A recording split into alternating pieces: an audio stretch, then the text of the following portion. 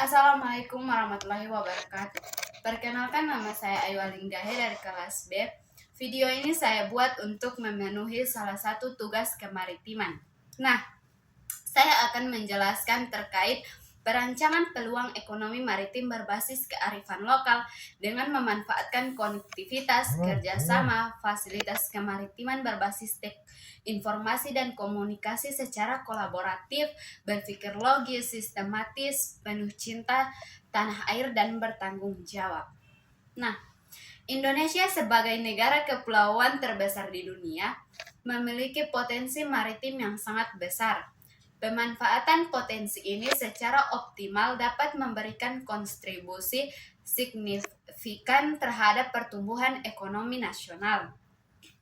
Namun, pendekatan yang berkelanjutan dan inklusif sangat penting untuk memastikan bahwa manfaat ekonomi ini dapat dinikmati oleh seluruh lapisan masyarakat, khususnya masyarakat pesisir. Kearifan lokal yang merupakan akumulasi pengetahuan praktik dan nilai-nilai yang diwariskan dari generasi ke generasi memiliki peran penting dalam pengelolaan sumber daya alam secara berkelanjutan. Dengan menggabungkan kearifan lokal dengan teknologi modern dan pendekatan kolaboratif, kita dapat merancang peluang ekonomi maritim yang inovatif dan berkelanjutan. Nah, langkah pertama dalam merancang peluang ekonomi maritim adalah mengidentifikasi potensi kearifan lokal yang relevan. Ini melibatkan penelitian mendalam dan partisipatif dengan masyarakat lokal untuk memahami pengetahuan praktik dan nilai-nilai terkait dengan laut dan sumber daya maritim. Yang pertama, pengetahuan tradisional tentang navigasi dan cuaca.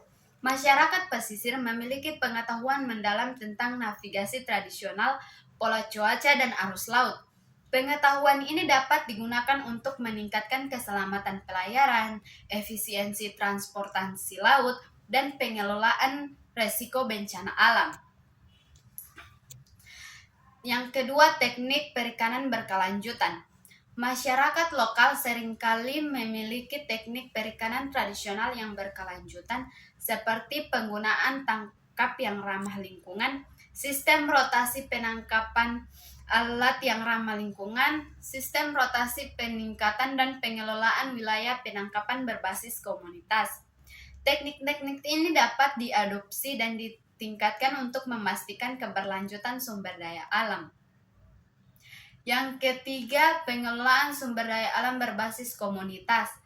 Masyarakat lokal seringkali memiliki sistem pengelolaan sumber daya alam berbasis komunitas yang efektif, seperti awik-awik di Bali, Sasi di Maluku. Sistem ini dapat diadaptasi dan diperluas untuk mengelola sumber daya maritim secara berkelanjutan. Selanjutnya, produk lokal unik. Banyak masyarakat pesisir menghasilkan produk lokal unik yang memiliki nilai ekonomi tinggi seperti kerajinan tangan dari bahan alami, makanan laut tradisional, atau obat-obatan herbal. Produk-produk ini dapat dipromosikan dan dipasarkan untuk meningkatkan pendapatan masyarakat lokal. Nah, pemanfaatan konektivitas dan teknologi informasi. Konektivitas dan teknologi informasi memainkan peran penting dalam menghubungkan masyarakat lokal dan pasar yang lebih luas, meningkatkan efisiensi operasional, dan memfasilitasi kolaborasi, seperti platform digital untuk memasarkan produk lokal. Membuat platform digital untuk memasarkan produk-produk lokal unik kepada konsumen di seluruh Indonesia dan dunia.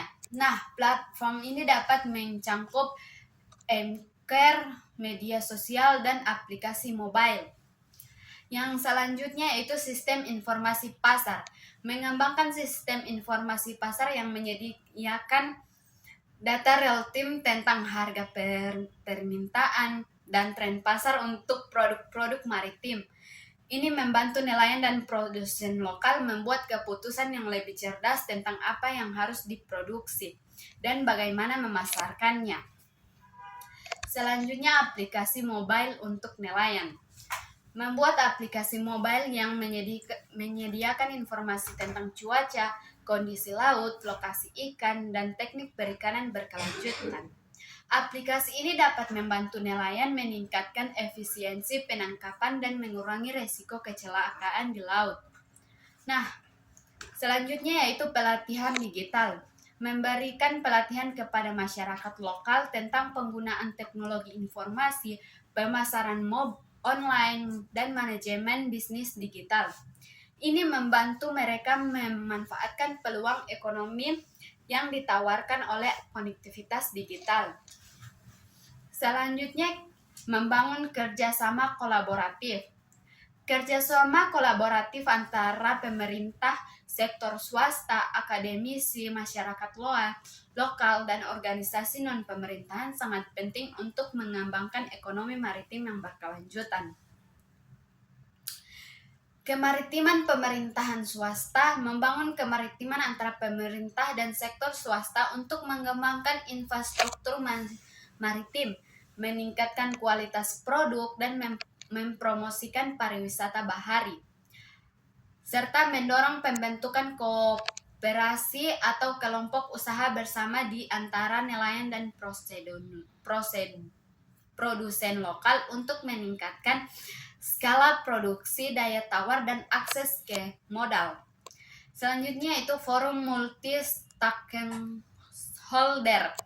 Membentuk forum multi-stakeholder yang melibatkan semua pihak terkait untuk membahas isu-isu penting dan merumuskan kebijakan yang mendukung pengembangan ekonomi maritim yang berkelanjutan. Selanjutnya itu jaringan regional dan internasional. Bergabung dengan jaringan regional dan internasional untuk berbagi pengetahuan teknologi dan praktik terbaik dalam pengelolaan sumber daya laut dan pengembangan ekonomi maritim. Yang selanjutnya, fasilitas maritim berbasis teknologi. Pengembangan fasilitas kemaritiman berbasis teknologi dapat meningkatkan efisiensi, keamanan, dan keberlanjutan operasional. Selanjutnya, pelabuhan cerdas. Pengembangan pelabuhan cerdas yang dilengkapi dengan sistem otomatisasi, sensor, dan analisis data untuk meningkatkan efisiensi logistik, mengurangi biaya operasional, dan meningkatkan keamanan. Selanjutnya, sistem pemantauan laut. Menerapkan sistem pemantauan laut berbasis teknologi untuk mendeteksi aktivitas ilegal seperti penangkapan ikan ilegal, pencemaran laut, dan kerusakan habitat. Selanjutnya itu energi terbarukan. Memanfaatkan energi terbarukan seperti tenaga surya dan tenaga ombak untuk memenuhi kebutuhan energi di wilayah pesisir dan pulau-pulau kecil. Selanjutnya, infrastruktur telekomunikasi. Membangun infrastruktur yang memadai di wilayah pesisir dan pulau-pulau kecil untuk mendukung konektivitas digital dan akses informasi. Nah, contoh peluang ekonomi maritim berbasis kearifan lokal seperti ekowisata bahari. Mengembangkan ekowisata bahari yang bertanggung jawab menghormati budaya lokal dan melindungi lingkungan laut.